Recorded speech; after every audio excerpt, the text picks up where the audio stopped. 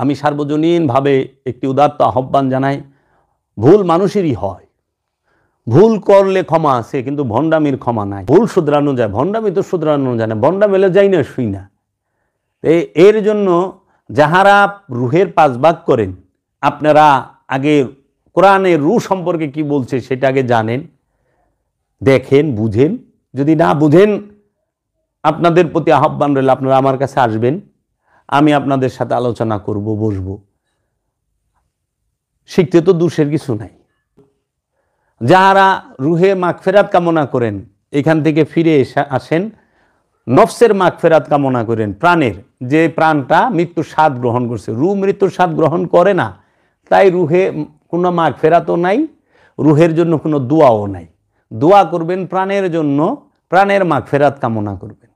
আজরাইল কখনো রুহ কবজ করে না, রুহ কবজ করে না, রুহের কবজ করণ যায় না, রুহ সে কবজ হয়ও না। আজরাইল ফেরেশতা তার সামনে যাইতে পারবে না, ফেরেশতা রুহের সামনে যাইতে পারে না, তা জাল্লিতে জ্বলা যাইব। কারণ ফেরেশতারা বাস করে সিদরাতুল মুনতাহার নিচে, সিদরাতুল মুনতাহার পর্যন্ত তাদের শেষ সীমানা। কিন্তু রুহ সে লামুকামবাসী, সে লামুকামের অধিকারী, লামুকাম তার রুহের রবের। তো এর জন্য নফসকে কবজ করে, প্রাণকে কবজ করে কে? আজরাইল।